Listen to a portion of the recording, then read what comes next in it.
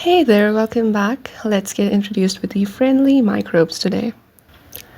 So, microbes, as we know, are the organisms that cannot be seen with the naked eye. But these organisms that we are not able to see, that are like invisible to us, they play a very important role in our lives. Microbes run the world. It's that simple. Simply, they run the world. ठीक है ऐसे तो हमें लगता है we run the world, but without microorganisms we wouldn't be able to survive and rule the world. So microorganisms, they are very important in this world for the ecosystem, for our well-being, for our health, and for the continuity of life. So अब ये इतने ज़्यादा important कैसे हैं, इतना simple कैसे हो सकता है that they run the world? Let's see. So the first and foremost thing is microorganisms. They carry out the process of photosynthesis just like the plants do. But microorganisms की quantity इस world में बहुत ज़्यादा है as compared to the plants. ठीक है उनका number काफ़ी ज़्यादा है. So microorganisms इस पूरे planet का half of the photosynthesis carry out करता है, thereby increasing oxygen levels and lowering the carbon dioxide levels. So yeah, plants are not the only organisms that are responsible for increasing the oxygen levels and decreasing the carbon dioxide, but microbes are responsible for this process as well, and they carry out almost half of the photosynthesis on our planet. In addition, microorganisms, they are associated with animals and plants, बहुत closely associated होते हैं, because as we have discussed in the previous videos, हमारी body में human cells कम होती हैं, microbial cells ज़्यादा होती हैं. Same is the case with the plants. Plant cells कम है, microbial cells ज़्यादा है plants में. ठीक है, तो they are very closely associated with us on individual levels and on the community level as well. वो हमारे लिए nutrients more available बनाते हैं.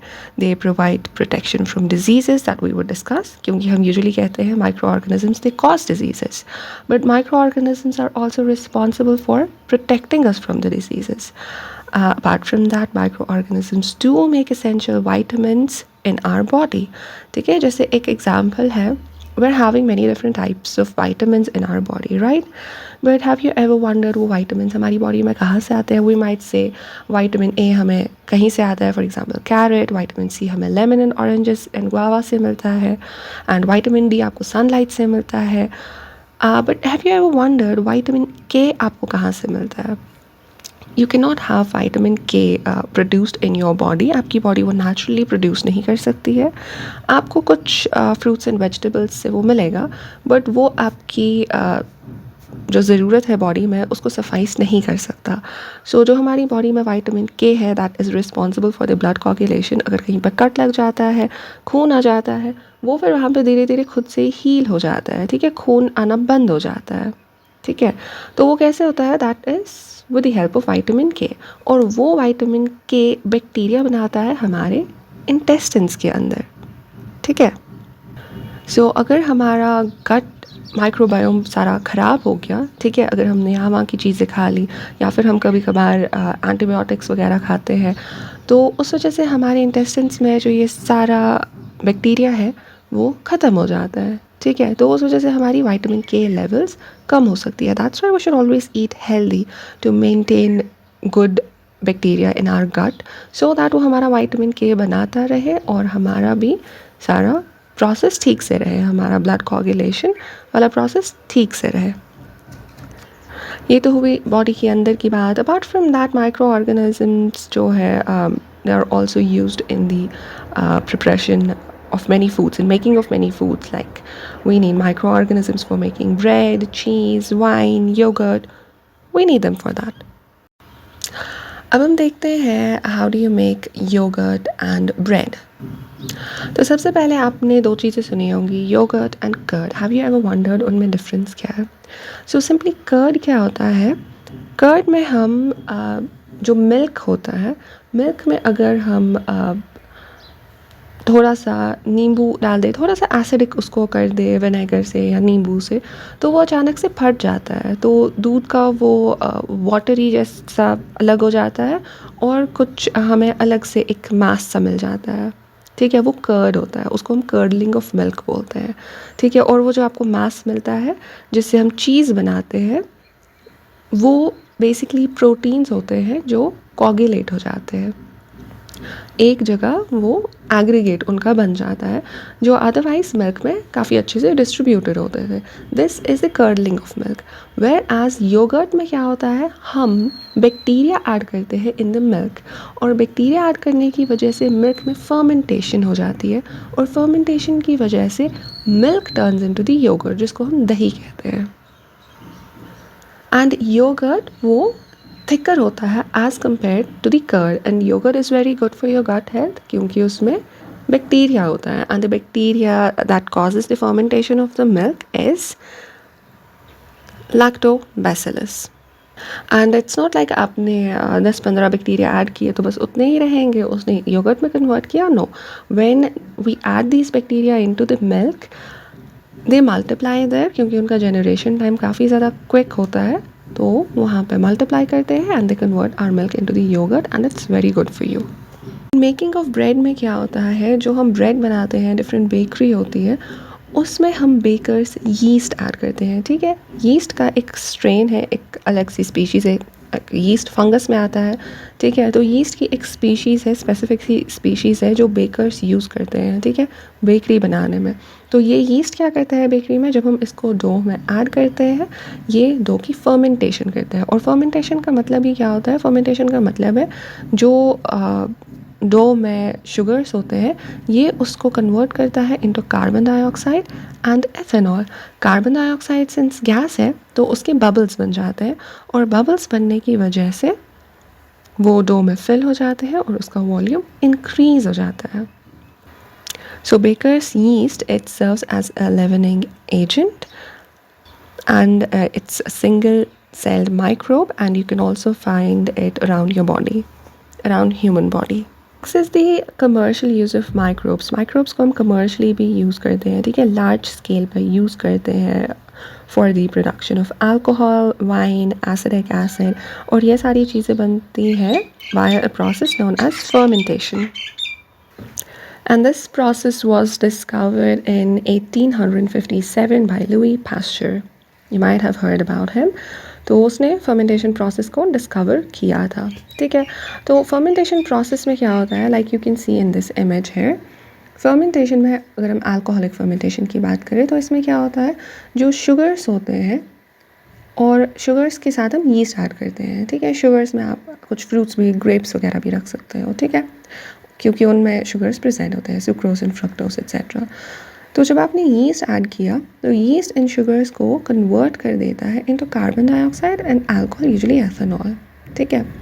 और जो ये कन्वर्ट होता है इसके लिए यू नीड हीट, ठीक है, and you need some time. तो दो प्री रिक्विजिट्स है, heat and time. So yeast convert करता है शुगर्स को into carbon dioxide and alcohol. वैसे ही commercially wine, alcohol, acetic acid, ये सब चीज़ें प्रोड्यूस करते हैं। Moving on to the medicinal use of microbes.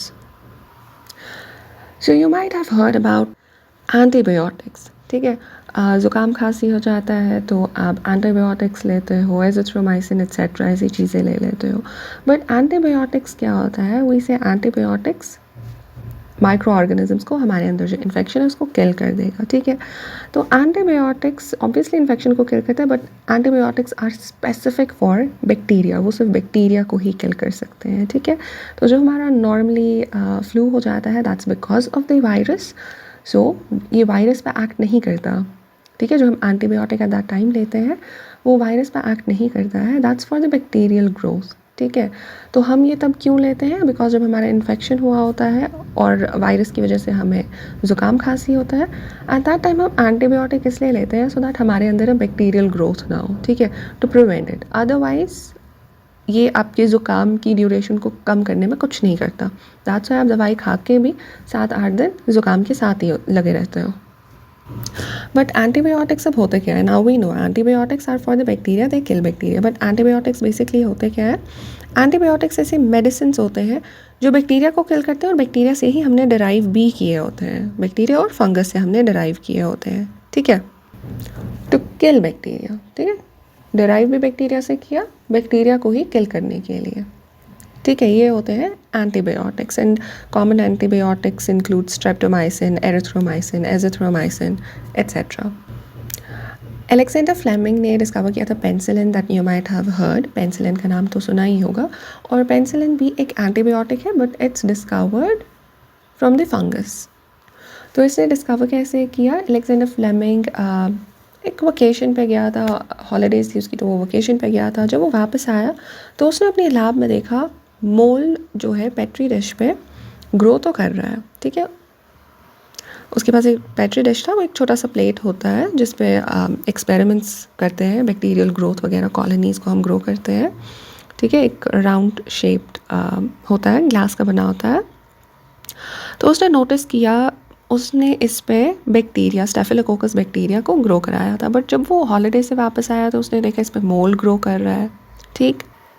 तो अब दोनों चीज़ें ग्रो हो रही है, मोल्ड भी ग्रो हो रहा है उस पर और बैक्टीरिया भी ग्रो हो रहा है। लेकिन जहाँ पे मोल्ड ग्रो हो रहा है उसके अराउंड कुछ एरिया है जहाँ पे बैक्टीरिया ग्रो नहीं कर पा रहा है। तो उसने सोचा ऐसा क्यों है, इस एरिया में बैक्टीरिया क्यों नहीं ग्रो कर पा रहा है, ठीक है। तो उसने फिर नोटिस किया ये मोल्ड पेनिसिलिन प्रोड्यूस कर रहा था और पेनिसिलिन की वजह से बैक्टीरिया किल हो रहा था इसके अराउंड। दैट्स व्हाई मोल्ड के अराउंड बैक्टीरिया नहीं रह पा रहा था, वो थोड़ा दूर सर्वाइव कर रहे थे। सो ऐसे ही उसने पेनिसिलिन डिस्कवर कर दिया, an antibiotic that could kill bacteria.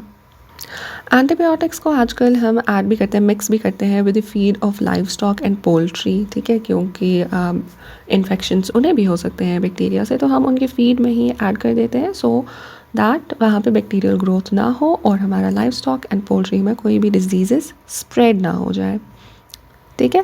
And antibiotics are also use to control many plant diseases.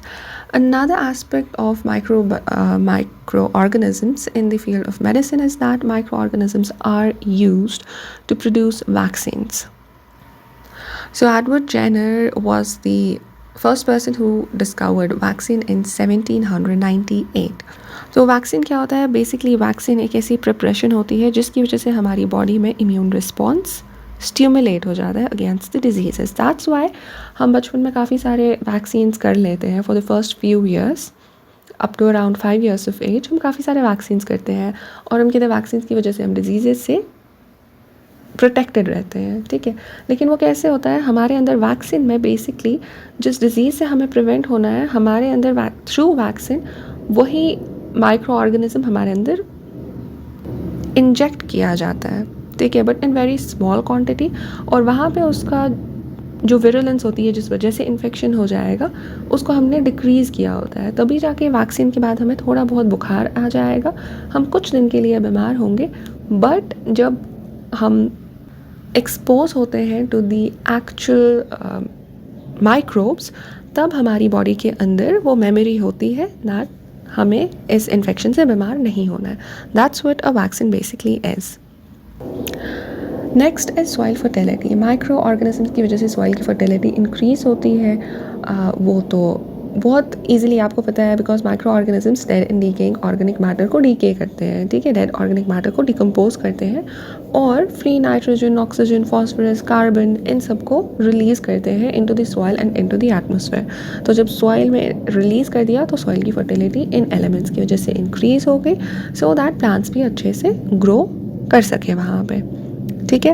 And ये यूजुअली क्या करते हैं, जो नाइट्रोजन यूजुअली एटमॉस्फेयर में प्रेजेंट होता है तो कुछ बैक्टीरिया और बाकी कुछ माइक्रो ऑर्गेनिजम्स उस एटमॉस्फेरिक नाइट्रोजन को फिक्स करते हैं सो दैट सॉइल में फिक्स करते हैं सो दैट प्लांट्स उसको यूज़ कर सकें। और ऐसे ऑर्गेनिजम्स जो नाइट्रोजन, एटमॉस्फेरिक नाइट्रोजन को फिक्स करते हैं, those are known as biological nitrogen fixers. And one more important aspect of microbes is that वो हमारे environment को clean करते हैं, because अगर माइक्रो ऑर्गेनिजम्स नहीं होंगे then हमारे अराउंड सिर्फ डेड बॉडीज़ ही होंगी अलग अलग ऑर्गेनिजम्स की, उनका ही पाइल हो जाएगा, उनका ढेर हो जाएगा। बट माइक्रो ऑर्गेनिजम्स उनको डिकम्पोज करते हैं, therefore वो हमारे environment को क्लीन करते रहते हैं constantly. So that was all about friendly microbes. Hope you liked the video. If you did, please like, share and subscribe. See you in the next video where we will be discussing about the harmful microbes. Till then, study hard. Take care. Bye bye.